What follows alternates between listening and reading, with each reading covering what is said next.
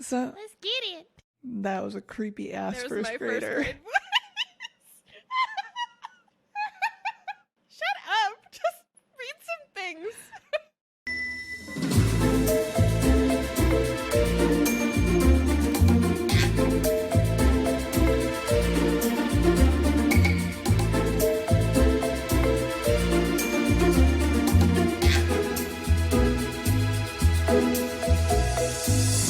Well, hey there. Hello, is it me you're looking for? It was so good the first time, I just had to do it again. I really couldn't miss the opportunity to sing to you twice. I appreciate that and still just wasn't prepared. Even though we just did it 10 seconds ago, it still caught me off guard.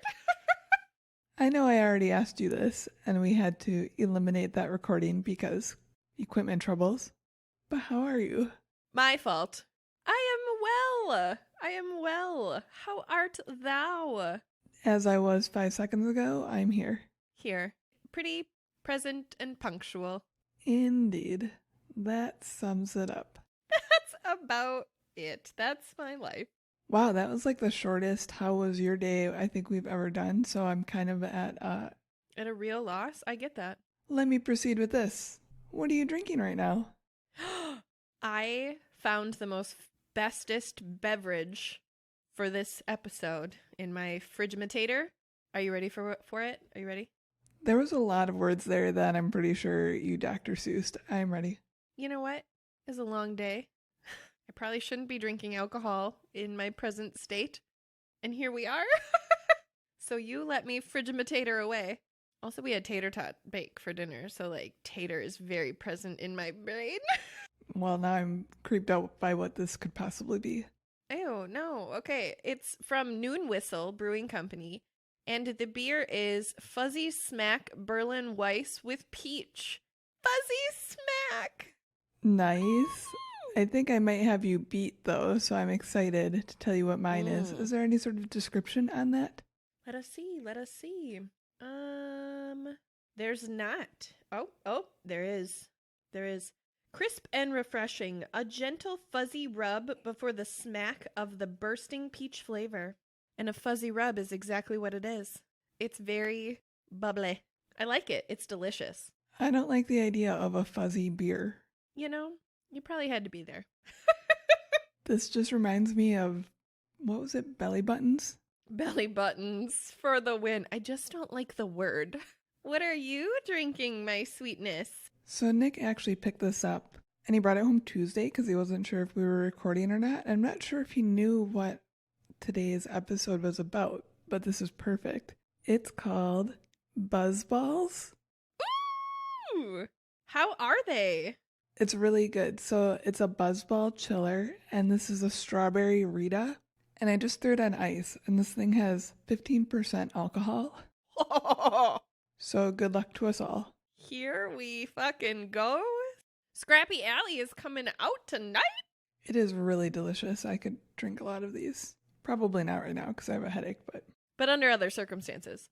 I have seen those before and I have always been curious about them, but when I saw them in the store, one, I drank at the time, and two, I did not fuck with seltzer or anything of the sort, and I thought that's what they were, so I didn't get into them, but I am really appreciative that we're having this conversation about them because I think that their can is so cute.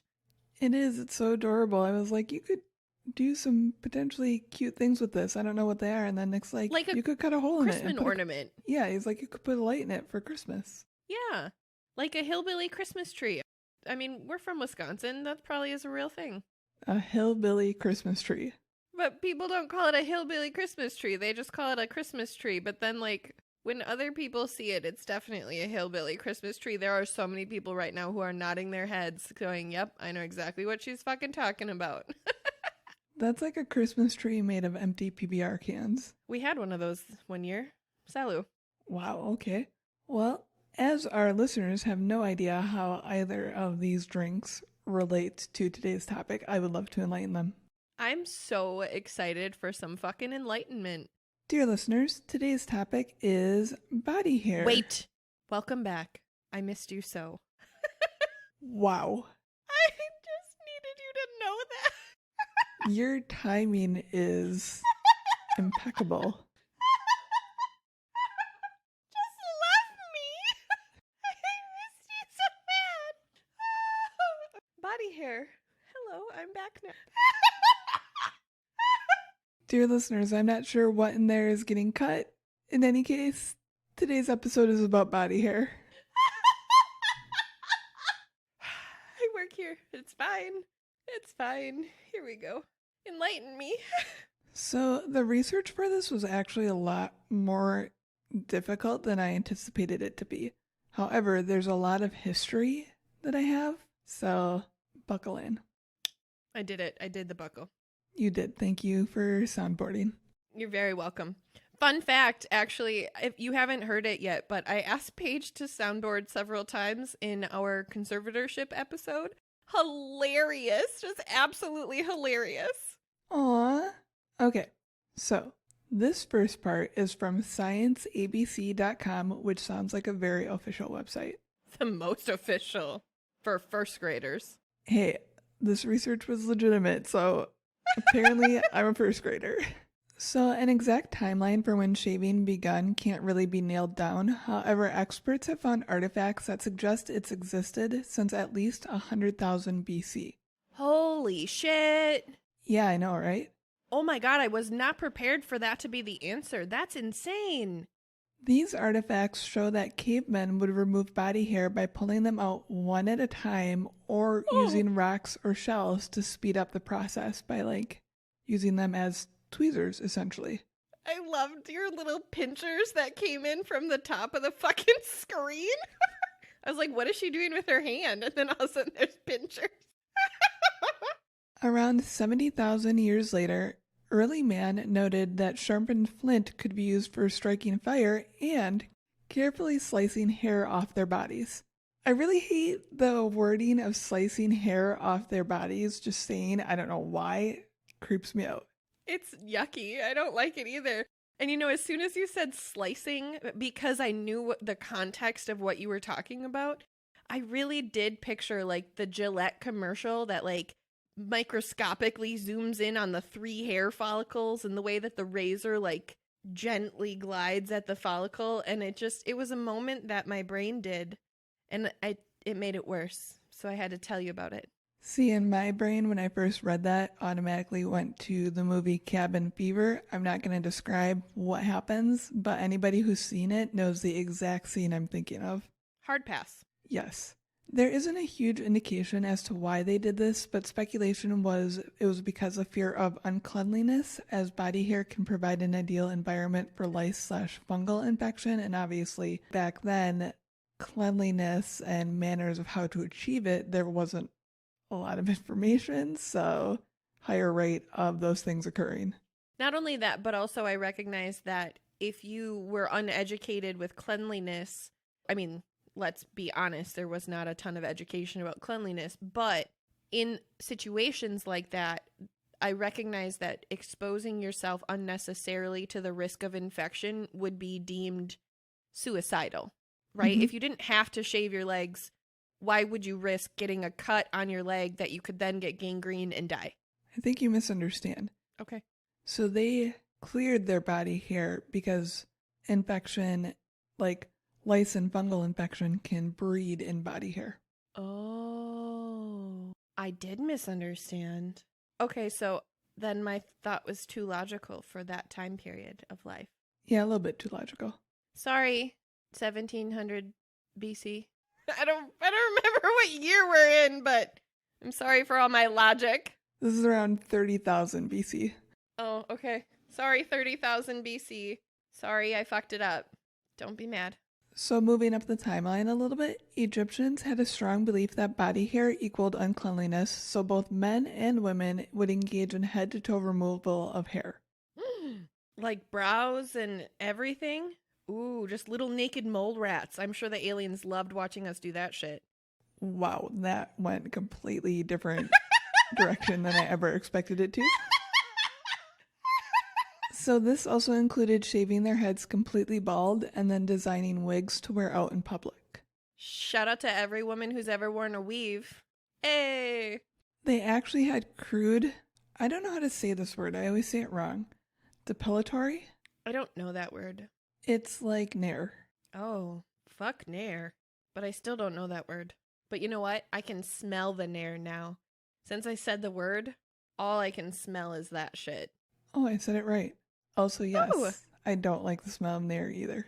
Nair's fucking nasty. Where was I? Oh, so they actually had crude depilatory creams and shaving lotions that used caustic ingredients like quicklime and arsenic to help with the process, along with early rudimentary razors. So they had creams that would remove hair or like help make the hair less brittle. I don't know the word I'm looking for. And then they would come in with rudimentary razors, which essentially were just like blades. Yeah. Like shears that rub together across your skin. Have you ever actually seen like a really old school razor? Like the kind that was the squeeze kind? Mm-hmm. They're so fucking cool. And I really appreciate, like, first of all, I would never fucking use that shit. So I want to say that too. But to see them now and to see the, honestly, science that went into this mechanism that was used to do such a thing, such a mundane thing that we just are like, let me jump in the shower and do this in 3 minutes real quick, is so cool to me. Yeah, it's crazy to see, one, that they could come up with something like that, and two, how it's evolved. Exactly. Yeah.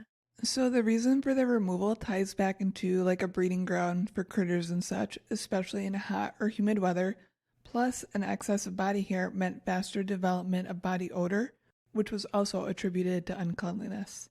I could not imagine being like Little House on the Prairie and just reeking of fucking pit sweat and shitty wool.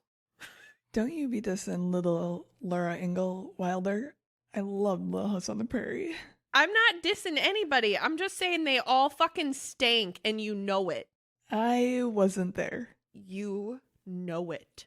We will fight about this. My people will call your people. Noted. Due to these standards, shaving became associated with class and status to a degree. Not being shaved meant you couldn't afford to visit a barber every day, or perhaps you didn't care about your appearance. This eventually bled over to influence the Greeks and Romans around the 4th century BC. Alexander the Great was big on shaving every day, also noting that less hair meant less for the enemy to grab onto. War tactic. I'm here for it. Quote, "For the next 1,000 years, shaving spreads throughout Europe, the Middle East, and Asia. Some cultures keep a clean but impressive beard while shaving off all other hair on their bodies, while other cultures keep their face and head meticulously smooth but object to removing body hair in other areas. In various countries at various times, there are waves of popularity behind shaving, sometimes in line with a cultural movement or a particular fashion trend." End quote. I think that's really interesting that hair is so synonymous with fashion, and that's just not really ever how we look at it, but that's absolutely fucking real. Yep, 100%. This isn't really body hair, but thinking back to like the 90s, straight hair was all the rage, and yeah. Yeah, I also think it's really interesting that the fashion aspect of hair, since that's what we're talking about right now, also applies to facial hair and honestly body hair in general for people, whether that be man or woman, and that those trends can change. Like, I'm sure we're going to get into all of it, and I'm really excited about it. But that's really interesting, and I've never really given that thought, that there's a fashion sense to the way you landscape your body. Like, I think that's a really cool way to look at it, honestly. Yeah. So you are right. I do break it down a bit later on, and that actually ties into this next part. So I kind of sectioned off a part for women and men because it's really two totally different but also intertwined things. So this first part is, so what about women? So this is from bustle.com in an interview with Rebecca M. Herzig, author of Plucked, A History of Hair Removal. Plucked. Get plucked. King Camp Gillette, which sounds like a D&D name, for sure. Definitely. Is to thank for the lady razor. Prior to 1915, body hair in a woman was a non-issue, as the Victorian styles basically covered any hairy part of the body. Gillette, however, realized that he could double his profits by expanding his base to include women, and this was right around the time that clothing styles were changing. Women were beginning to ditch the heavy dresses and petticoats for something a little more hemline raising and sleeveless. Hence, more skin, and therefore hair, was revealed, and in swooped Gillette. In 1915, he created the Milady Décolleté razor, and in order to advertise it, he pitched it as an accessory that was as necessary of a buy with the new modern dress as a pair of gloves or a hat would be. Brilliant marketing. That pisses me the fuck off, but brilliant fucking marketing. Here comes a quote that is going to go on forever, so I couldn't have said this any better than the article, so gigantic quote from the Bustle article. Bustle, pulling through, baby. Small and curved to better fit the armpit, the razor was designed to supplement the sleeveless and sheer-sleeved fashions of the period, Herzig confirms. To convince women that buying a razor came part and parcel with buying the latest fashion, catalogs began to cleverly market the two products together. For example, anti-underarm hair ads were appearing in Macau's magazine by 1917, and women's razors and depilatories showed up in the Sears Roebuck catalog in 1922, the same year that the company began offering dresses with sheer sleeves. Anita Renfro, author of Don't Say I Didn't Warn You, explained in her book. That was so eye-opening to me because, yes, advertising is sneaky and, like, there's a million different things we can look into there, but the fact that in the same year that Sears started offering dresses with sheer sleeves, the razor and depilatories showed up as, we also need these, ladies. I really recognize that to be true, and to your point on, yes, marketing is sneaky, what really I recognize about it more than anything is that the marketing is always so hindsight, right?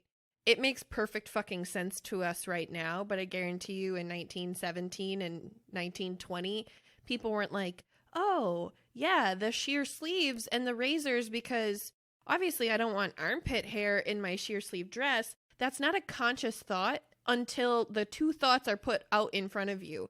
And then you're like, oh, yeah, why would I want armpit hair? Totally, let's get that fucking razor. And I need it because it's an accessory. I just really recognize that the marketing industry as a whole, but even historically, the way that those connections come together is really actually a little scary sometimes to think about. Are we making these decisions? Are we having original ideas or not? You know what I'm saying? That's really my thing, is my question, original ideas. In instances like this, yeah, we definitely were. It was an unconscious thought, and this was targeted towards your subconscious, so, like, it was just a planted idea. And that's exactly what I'm getting at. So thank you for saving me, because that's really what I was trying to get to. And I wasn't trying to sound like tinfoil hat or anything like that. I really was trying to get to exactly that, the difference of conscious marketing versus subliminal marketing, and that we don't recognize that it's happening until after the marketing has been executed. And we either see it in research historically like this, or we even see it in our own lives. Like, you get a car for X and then you're like seeing different marketing and you're like, oh shit, I totally didn't even know that, because the marketing makes sense now that I have the purchase that I have. Mm-hmm. The first advert that ran for the women's razor was a 1-inch square in Harper's Bazaar, and with that small bit of ad real estate, new rules for femininity were drafted. Shaving wasn't going to be a passing trend, but a new part of what it meant to be a proper woman in polite society. You know what I think's really interesting about that? I actually had that philosophy my entire fucking life. Like, I personally prefer to be silky smooth. Like, I don't like fucking body hair on my body. I don't like being prickly. So that's me. That's my thing. It's a texture thing. But I also was very much raised under that exact impression. So I really actually appreciate that validation. See, and that was a question I had for you later, so we'll side tangent it right now. Sure. I was wondering, do you prefer to be shaved because that was how you were raised? Is it something that would have naturally come to you, appreciating the feeling of smooth skin? Or, you know what I mean? For me, I honestly couldn't tell you one way or the other. I know for a fact that I would have wanted to regardless. And let me tell you why. I'm Italian. Hello, everybody out there. Tan white girl checking in. My hair is dark as fuck, and it's thick, and it's thick, okay? So even if I go a day without shaving, like one day, or I shave in the morning and then I get goosebumps at some point in the afternoon, by the evening, I basically have a whole forest of leg hair again. So that's a lie. That's just what it feels like because I really fucking hate, I hate hair. I hate the texture of it. I really just don't. I love hair on my head and I love hair on other people, but on my body specifically, I don't like it. I do remember that my body hair has always been a thing that people have loved to make comments about because I don't know why, but ever since I was a kid and it's always bothered me. I actually asked to start shaving when I was 10 years old, and that's why, because I wanted the hair off of my body because I didn't want it to be a subject anymore. And it's interesting to me because like my upper leg hair is basically non-visible. Yeah, and it feels like nothing. Your leg feels like there's no hair there even if you didn't shave for like a week.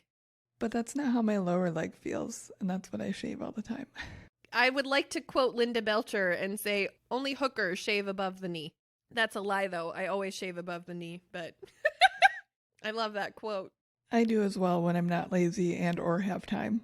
I just have to do it. I just really do like a full swipe all the way up. I can't help it. Like, I just don't like it. Also, honestly, the shower is such an important place for me to be. I love being in the shower. So if I can find an excuse to be in the shower longer, I'll do that. Nice. I think my problem is like if we sectioned my body into real estate, 75% is legs. So I get fucking lazy halfway through that shit. The front yard gets done. The backyard can wait for the weekend. Exactly. That's a really good analogy, joke, and comment in response. A trifecta. So after all, the goals of advertisers and magazine editors wasn't to meet women's needs, it was to create new ones. That was the only way to keep products moving off of shelves. And with more problems women had to worry about, the more magazine issues an editor was able to sell. That's fucking disgusting. Let's create more problems for women because they don't have enough problems as it is. Corporate. 3 cheers to capitalism. Just kidding. Don't ever cheers to capitalism. The key in making women buy the product was to make shaving a new but unmistakable part of womanhood. Gillette knew that, and so he and his publishers used polarizing words in their ads, drawing a hard line between what it meant to be a man and a woman. Inner quote. As the first company to introduce the concept of shaving to women, Gillette was cautious to not be too modern. In their early advertisements for women, Gillette did not use the word shaving, but the word smoothing instead. Shaving was an activity men engaged in. Smoothing was more feminine. Kristen Hansen, a graduate of Women's Liberal Arts School, Barnard College, explained in her senior thesis. Very few Gillette ads for women used words like shave or razor or blade at all. The cultural association between men and blades was so deep and so old that they had to worry about making their products seem feminine enough, Herzig confirms. I made an angry face the whole time you were saying those words. That was extremely fascinating to me, though, that really like trigger words back then had to be avoided to sell this product. Yeah. And I think that's why I'm making a mad face because I feel duped. Because as you were saying the words, as you were like, smoothing is more feminine, I was like, shit, it is though. It shouldn't be. It's just a verb. It's not even a verb. I mean, it is in this context, shaving, but it's an adjective. Like, it shouldn't have a feminine or masculine connotation at all. But even as you said the words, I was like, no, smoothing definitely has a more feminine plot twist to it. And then I really was like, yeah, I would probably buy something that said smoothing. And then I was like, shit, you're their target market, bitch. And then I was mad about it. Welcome to the psychology of advertising. I have nothing productive to say about the psychology of advertising because my brain isn't interested in it right now. I'm mad about smoothing. Companies also picked out language carefully, creating a story where body hair had negative connotations and would dock points from a woman's scorecard. For example, I'm sorry, what's a scorecard? I'm sorry, what's a scorecard? apparently women had scorecards. I don't I'm know. sorry. Hopefully this next point will clarify for you. Okay. For example, X Bazin, a shaving powder brand, shared that their product was used by women of refinement for generations to remove objectionable hair. Gillette labeled body hair an embarrassing personal problem and smooth underarms a feature of good dressing and good grooming, while another ad claimed you'd be unloved and embarrassed if you had ugly, noticeable, and unwanted hair. If you shaved, you were dainty, attractive, and stylish. If you didn't, you risked being pegged as the opposite. And then this went on a scorecard? It was like a societal scorecard. It's not real. It's not real. I don't know if you're like imagining a board somewhere. I wasn't. Okay. My little feminist self just hates all the things that are being said to me. The ads also made sure to make it sound like all the refined and fashionable women were already doing it, or even better, requesting it, making the woman at home feel like she had to keep up with the plastics. That's some shit. I hate that news. For example, this Gillette ad reads that the razor was finally created after, quote, numerous requests from the leading summer and winter resorts and all the metropolitan fashion centers. End quote. Yeah, all the winter resorts were asking for less fucking body hair because less body hair keeps us fucking warm, Neanderthals. It hinted that the most stylish of women were already shaving, and if you wanted to join their ranks, all you had to do was pick up a kit. Buying a razor wasn't just buying a product, it was buying a social distinction. A hairless woman was a superior woman. Oh, I actually got a little nauseous at hearing all of that.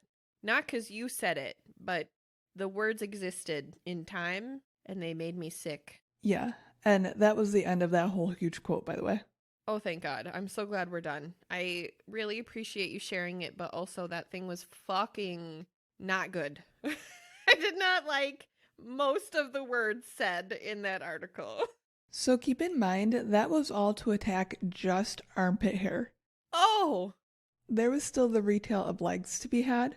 The more hair you had to shave, the faster you dull your razor and would have to buy another one. So Gillette came up with some new stuff. Of course they did. His plays didn't really work though, as part of the fashion trend in the 1920s was stockings. They were a quick and hassle-free solution for leg hair, especially when shaving was messy and required upkeep. Okay, that's real. Dear everyone, if you are ever in a pinch and you do not have the time or opportunity to shave your legs, throw on some fucking tights. I promise it's like you have shaved every day of your life. It's great. It only works for a couple days. So really, if you're going to do it, pace yourself. But that's only if you care. If you don't care, more fucking power to you. The indifference towards leg hair began to change in the 40s, however, due to World War II.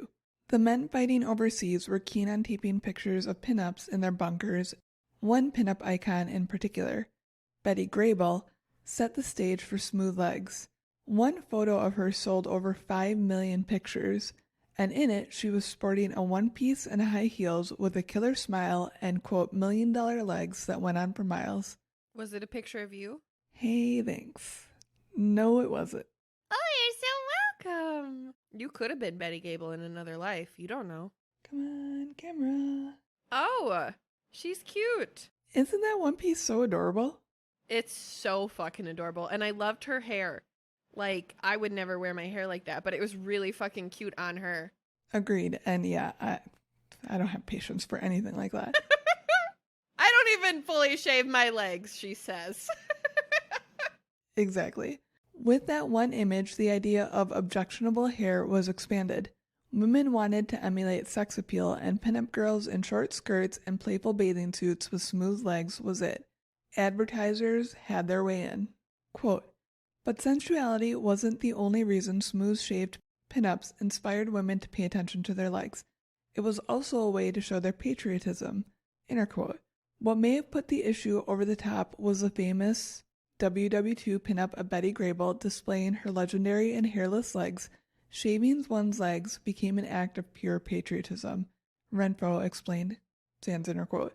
Much like with makeup and red lipstick at the time, being beautiful was seen as a duty to the country to boost both the morale of the nation and the soldiers missing home. Makeup ads ran copy like, quote, keep up morale for national defense, end quote, underneath their lipstick ads, and shaving was seen as the same civic duty. That is actually absolutely fucking mind-blowing. I have so many real thoughts about that, and I honestly can't even get into them in this episode because I need time to sit with them.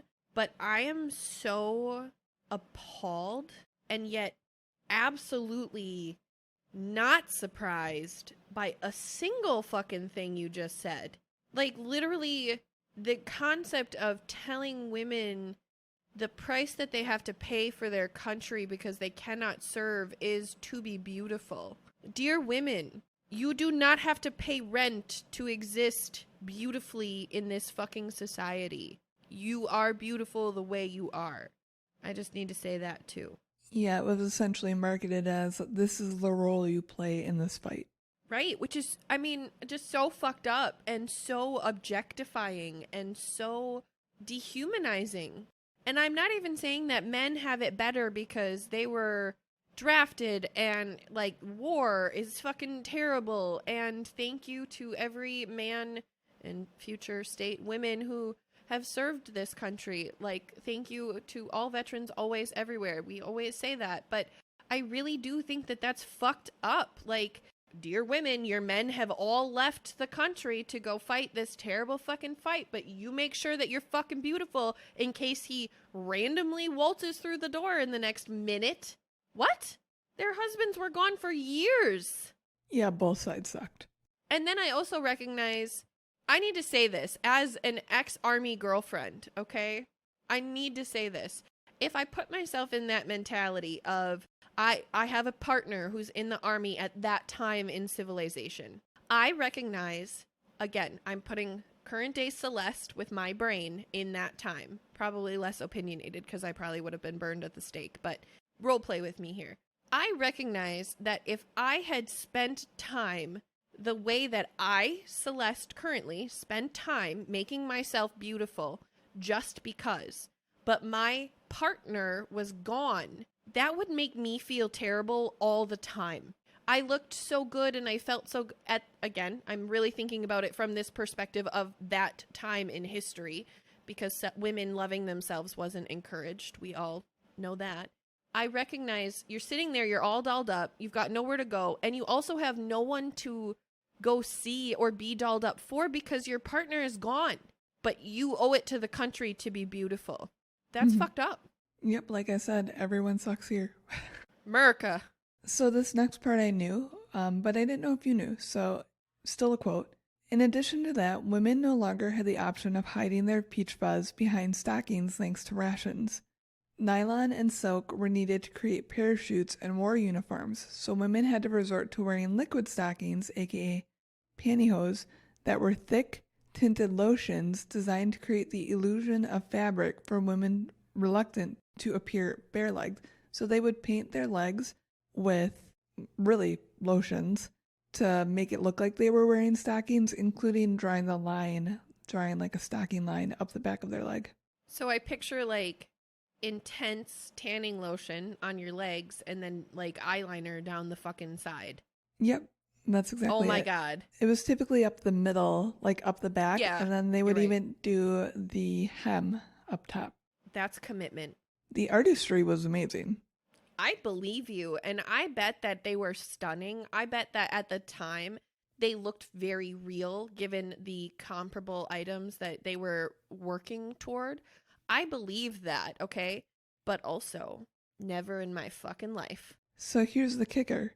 The thing was, though, the leg paint worked only if you had smooth legs. Shut up! According to a women's magazine at the time, the best liquid stockings available will deceive no one unless the legs are smooth and free of hair or stubble. What's the point of it then? Leg makeup will mat or cake on the heels and make detours around the stubble and give a streaky appearance, Herzog shares. Yeah.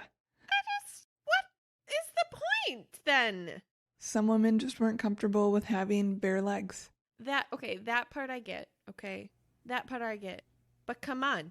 You still had fucking bare legs. You had paint. You had literal paint. You had nothing. You had nothing on your legs. You guys, come on.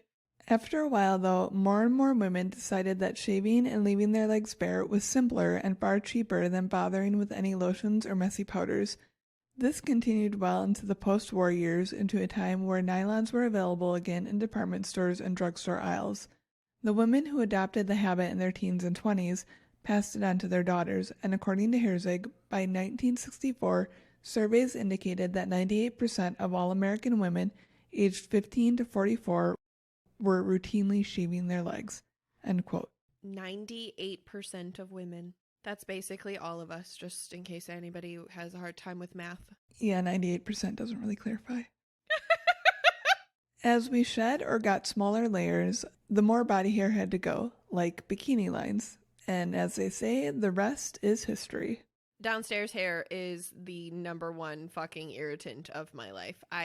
That's the part of my body that I can't stand not being silky smooth. I just don't like it. I hate it. You're very angry at your body hair. You know why it is? Let me tell you. Let's just have a moment. Let me educate you on why I hate my body hair. 1, Jeff Can't, that motherfucker, he used to bully me about my body hair, so fuck him. And 2, fuck you, Jeff. Fuck you, Jeff Can't. That's the first time I've ever thrown out anybody's last name on this show, but everybody should know it was him. He also was like my 4th grade boyfriend and maybe broke my nose, but irrelevant. And then also, my biological father is basically a woolly mammoth, as well as his mother. Okay, so I have seen a woman woolly mammoth as well in my life. And I think growing up seeing all of their body hair, because they really just liked to be their woolly mammoth selves everywhere in public, hair everywhere all the time. And I did not like it. And I really think I associated the idea of Jeff Can't bullying me and looking like my biological father into like one thought. And if I don't shave, that's what I feel like I look like. And I just can't do it. Wow. Trauma. So I looked into a bunch of different studies to see like body hair acceptance for women nowadays. And really the overall consensus is it's still very taboo. Men and women equally don't like body hair on women, so... On women? Yeah. Okay, is it time to talk about on the men? Because now I'm curious just by the way you said that. Not quite yet. Okay, I'll wait. Those studies were primarily from the US, so I was curious as to what other cultures were like, and really, here's where I also say most other cultures also don't prefer body hair on women. On women, specifically. So there are a few, though, that don't care. There are more than what I'm about to say here, but I couldn't find, like, clear lines, so I just stuck with these 2. Okay. Chinese notions of beauty differ vastly from the American ones. Chinese tradition had no demands in this respect, the Telegraph reports. Armpit or leg hair was just a part of your body and nothing to be ashamed about. Body hair is considered completely natural, and as a result, hair removal methods such as waxing and laser hair removal aren't very popular there. Interesting. Then the other one is Gahana, where younger women influenced by Western culture may wax, shave, or pluck, but more traditional, older generations of Ghanaian women wear their body hair with pride. It is not uncommon to see leg and even chest hair in Ghana, but underarm hair is where they draw the line. Even men shave their underarms as it's considered unhygienic. That is actually a thing that I really think about all the time when I see dudes with armpit hair, especially when they, being dudes who 10 out of 10 have fucking armpit hair, are the ones who are saying, ew, girls with armpit hair. Bro, you're literally a hypocrite. You have armpit hair. I have never understood the difference of why men aren't encouraged to not have underarm hair, but also, I mean, now thanks to your research, I get the women's side, but I've never understood why that's not a two-way street. It's actually becoming more of a two-way street. I appreciate that news. Here's the segue to my next section, which is expectations of men. Bum, ba, da, bum. So there's a weird duality with men that I feel like should be studied more. For instance, one rite of passage for a boy is their first shave. Like, it's a huge thing in a young boy's life to have that first shave. Absolutely, yeah. I actually recently heard a joke that somebody made about another man who experienced something really, really exciting that he was really proud of. And the other person said, kind of like getting your first pube, isn't it? And the response was, yeah.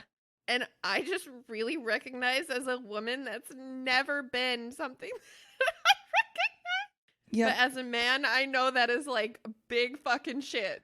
There's a whole South Park episode, like, designated to the boys trying to get their first pubes and, like, taking other boys' like beard hair and taping it to their genitals to try to simulate their first pubes to like who got mature faster. It's a terrible episode. It's a great episode. It's a terrible episode. I love South Park. I'm gonna go with terrible because I hate South Park, and this is why we're different. Quote, Earl Hip, Journey to Manhood. Males of all ages are naturally hardwired for the interaction of shaving. The young guys hunger for it. Older men, whether they realize it or not, in these critical crossover moments can offer young males popular and transformational blessings. A little instruction doesn't hurt either. It's really high-quality man-making action. Growing pubic hair is high-quality man-making action? Shaving their facial hair. I was still stuck on the pubes, so thank you for redirecting me. Not a problem. We bounced around a little bit. We did. There was a study for men in 2014 published in the journal Body Image by Lafayette College, in which they polled 84 men and 154 women from an undergraduate university in the U.S. They had a few hypotheses that they were testing. The first one being, which body did the men and women rate as most attractive? So they showed them a variety of images of men. I believe there was no face. They didn't show their faces. And the images were black and white to take away any racial indications. Sure. So, which body did the men and women rate as most attractive? The hairless or nearly hairless body. This was true of both men and women. 74% of men chose the completely hairless body or nearly hairless body. 81.3% of women chose the completely hairless body or the nearly hairless body. For both genders? Just men. This is only about men. Oh, okay. You're right. The more hair the body had, the less women and men found it attractive. I thought that was insane because I don't know. I just was mind blown by it, probably because my preferences are towards body hair. So this is really weird to me. I don't disagree with you. And okay, so here's my little hypocritical self. My preference also is for body hair on my partner, especially my male partners. My female partners, do whatever the fuck you want, get it boo-boo. But my male partners specifically, I am such a sucker for a hairy chest and some fucking beard to pull on. Yes, that's my favorite. So I really also think that that's interesting data to support not my preference. Yeah, I was really mind blown by it. And then on the flip side, there was a HuffPost article about the ideal man across the world in which they took an image of a man, just like a typical looking dude, and gave it to a bunch of photo manipulators and said, what's the ideal man in your country look like? Manipulate this model and show us. And that model, in a lot of the images, chest hair was added to him as opposed to taken away. That's so interesting. That chest hair is associated to masculinity, but on women, the lack of presence of hair is what's related to femininity. But I also find it interesting that there's this weird duality where apparently more people find less hairy men more attractive, but then the ideal man has more chest hair in a lot of places around the world. So I don't even know how to navigate those waters. I'm just going to say it the way that my brain processed it, given what you said, because it was really helpful for my brain. The common preference is less hair, but the definition of masculinity as we have associated it to hair equals more hair. Yeah, that could be it. But then I think of Hollywood nowadays and how a lot of the ideal male using Chris Evans as an example. Or Chris Evans? Who's He's Captain like your America? favorite person. He's your favorite person. It is Chris Evans because he's your favorite person to use. Yeah, exactly. So he is like hairless, I believe, and a lot of like, this is what you should look like. Not that he's trying to emulate that, but when he's used as an example for men to emulate, I don't think there's a whole lot of hair on his body. I've seen him with a beard in one movie in Knives Out, and it actually threw me off the entire time. He had a beard, and I couldn't deal with it. And like Captain America doesn't. Definitely doesn't. For most of them. Yeah, I think he has one beard for like 5 seconds, but... And that's not me saying that I don't love beards. I love beards. Mm-hmm. I just don't love them on him. So I would agree, I think he's mostly hairless. So tying into the beard motif as well, I think it's interesting that in certain professions still, clean shaven is seen as more respectable than having a beard is. Like, that's so weird to me how, I mean, yeah, we feel it on the female side, obviously, but to like have it spelled out too on the male side is super interesting. You know what I recognize about that, though? I need to say this because I don't feel like enough women say this. Enough people, honestly, men or women. Anybody needs to fucking say this. I think that one of the reasons that I can't even say as far as clean shaven, right? That's not even what I'm talking about. But I really recognize one of the reasons that there are valid expectations about facial hair, especially in a professional environment, is because some bros have no fucking idea of what it means to maintain a clean facial hair. Like, they don't know what it means to keep their beard clean. They don't wash their face. They don't keep their beard healthy. Like, they just let it fucking go like a fucking wild man, which, more power to you. But I understand if I were in a customer service environment and I needed to go ask you for your help and I see that you've got a fucking woodpecker in your beard, I'm not talking to you. You're not the guy I'm going to get help from. That's real. Yeah, I get what you're saying. I'd probably be talking to Woodpecker Guy because he has a fucking bird in his beard. Hell yeah, man. You would be absolutely talking to the woodpecker guy because there's a bird in his beard. And I'd be like, excuse me, when was the last time you washed that? I can smell you from here. See, it's interesting, though, that you associate unkempt beard hair with uncleanliness. Because that is only because I have personally experienced dudes who their unkempt beard hair has been uncleanly. I just think it's interesting that in the context of this, I mean, we all have like preconceived notions. It's Absolutely totally fine.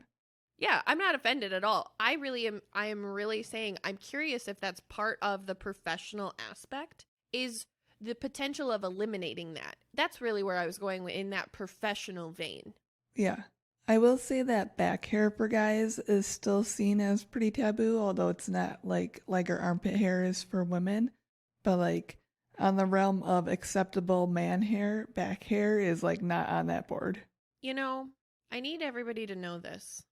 I have an ex who shall remain nameless, but just in case anybody knows me personally, he's the one I hate the fucking most. Shout out to that guy. Back hair and shoulder hair. And I'm not knocking anybody. Let's go back to I fucking hate this guy. And if I could hit any of my exes with a bus, it'd be this one. And every time I see the shoulder hair, I'm just like, what the fuck was wrong with me? And that's how I feel about shoulder hair. Wow. And then on the pubic hair side, expectations for both sexes is looking pretty even keel. Like grooming and maintaining is pretty much expected on both sides. I think that that's an interesting thing too, because kind of like I was alluding before, the fashion perspective of keeping both sides of that perspective groomed, right? Like the number of ways that you can take care of a pussy in relation to hair is fucking infinite, you guys. Like I've seen fucking designs. Like I saw a butterfly once. Like that was really intense. But anyway, also for men, like I recognize that men don't have to be just clean shaven either. Like men have different stages and varying perspectives. I have never dated a man who has gotten manscaped to the perspective that I'm saying women can, but they can. They absolutely can. So I think that that's actually really interesting that there are X ways this can be done, and yet the go-to is more often than not just none. Yeah, agreed. Although really, like, props to anybody putting designs in their pubic hair at all on either side because, Real. once again, ain't nobody got time for that. Real. So that was actually all I had as far as actual research goes. I didn't really have anywhere to go with this because we discussed so many of my thoughts throughout the episode. Sure. But what I found really interesting is as time goes along, women with body hair is going to become more acceptable. And one of the things that I found within my research that I'll put in the show notes is a photographer who did a series of fucking stunning women with armpit or leg hair. And like previous to doing this research, I don't body shame anybody. Like it wouldn't have fazed me to see a woman with body hair or leg hair. I know women who do have body hair. But like going through and looking at these women taken in such an interesting and artistic light really truly fully desensitized me to it in a way that I really appreciate. And it really just clicked in my mind that the concept of shaming being related to masculinity or femininity is the stupidest thing ever. Stupidest fucking thing ever. Like, nobody should be shamed for any sort of hair on their body. It's your body. You do what you want. Don't worry about what society has to say. And honestly, if somebody is staring at your leg or your armpits or your back that closely, they're a fucking creep. Tell them to get the fuck away. Real. I mean, unless it's my ex, and then direct him in the direction of the nearest bus, please. Nice. Actually, I have an interesting perspective. Specifically, I have a friend who does not shave her armpits. I have several friends who do not shave their armpits. And shout out to each of those women if they're listening.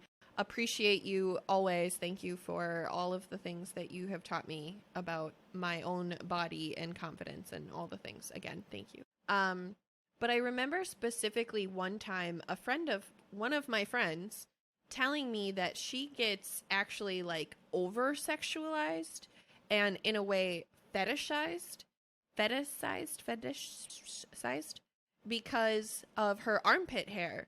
Mm-hmm. And she is poly and she is in an open relationship and she is also very sexually active and she loves all kinds of people, right? So she has somewhat of a reputation of being open to sexual encounters, okay? Mm-hmm.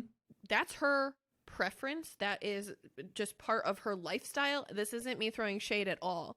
But those two thoughts put together, she said, is one of the worst decisions that she's ever made.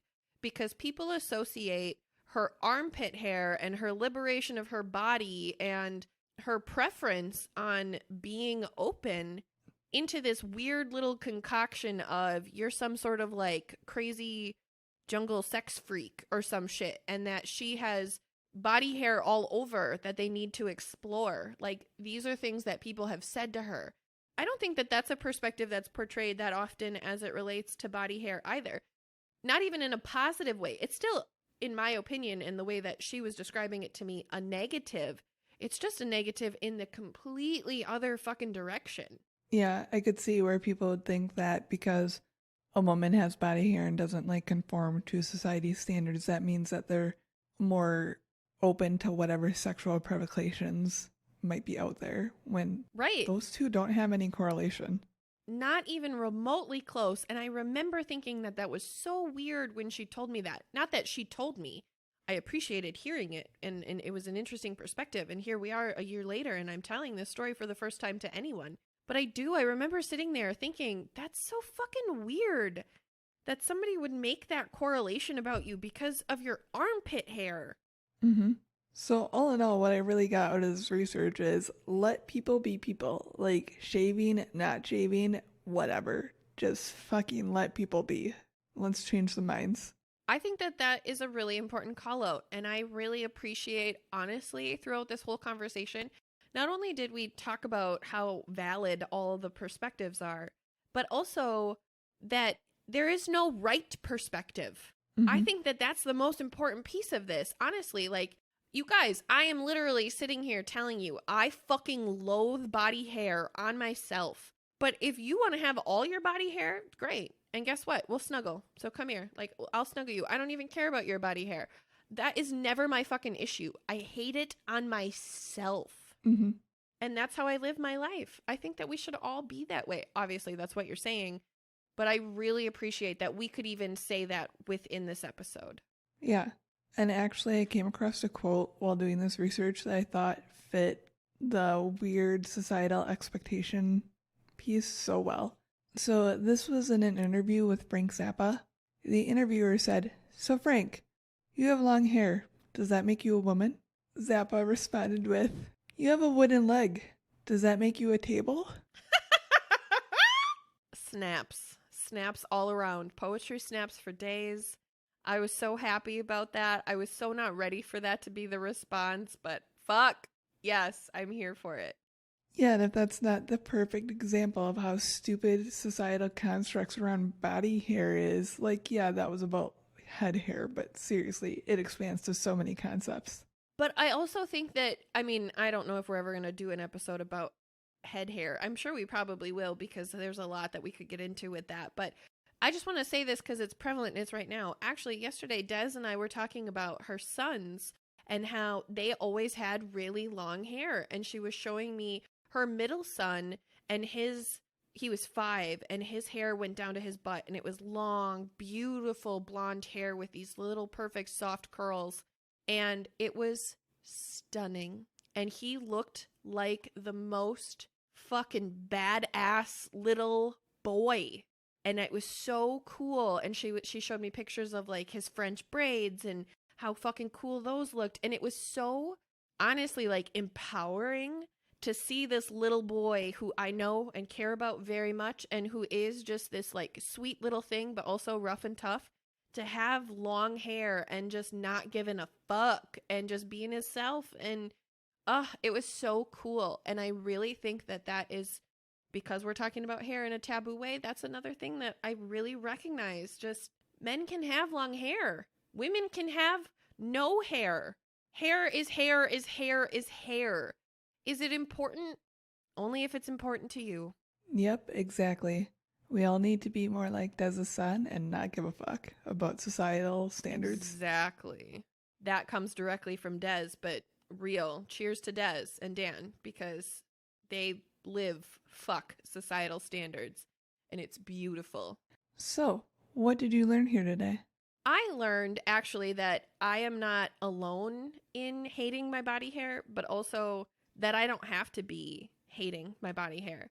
And I think that this is honestly the first conversation that I've ever had about body hair that I have left it curious if I could overcome this thing that really bothers me. Mm-hmm. And again, I'm not hating myself for it. I know it's natural. I'm not like, ooh, legs, don't grow hair. I just loathe it, so I shave every day. I would love to maybe get to a point where it didn't affect me so. And I learned that here today. So thank you for that opportunity to challenge my thought process. Yeah, it might be a fun little experiment. Like, give yourself it won't be. a Don't week say or fun. something. Nope, you're hurting me. Just saying. Do you know if I waited a week, we would need a weed whacker? You'd have to come over. You'd have to help. Wow. Have you seen, like, all the injuries I get from shaving my legs alone? It's been, I don't know, over 20 years of shaving, and I still cut myself every time. And I still can't figure that shit out. Nope. I always miss one spot, and it's never the same spot. Do you know how I know it's never the same spot? Because the next fucking day when I'm in there, I'm like, and we're cutting this 6-inch strip that I missed. And then I get out of the shower, and then I do the lotion, and I do my things, and I'm on my way. And then at some point in my day, like I said, I get fucking goosebumps, and that 6-inch strip is back in a different fucking spot, or maybe even the other leg. And I'm like, wash, rinse, repeat. It's exhausting.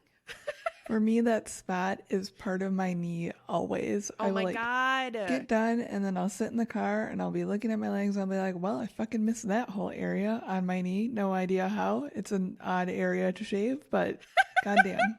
Or behind the knee, and then you finally get back there, and you pull your razor up, and there's like real hair, like long hair, and you're like, where did that come from? And you're like, oh, the back of my knee.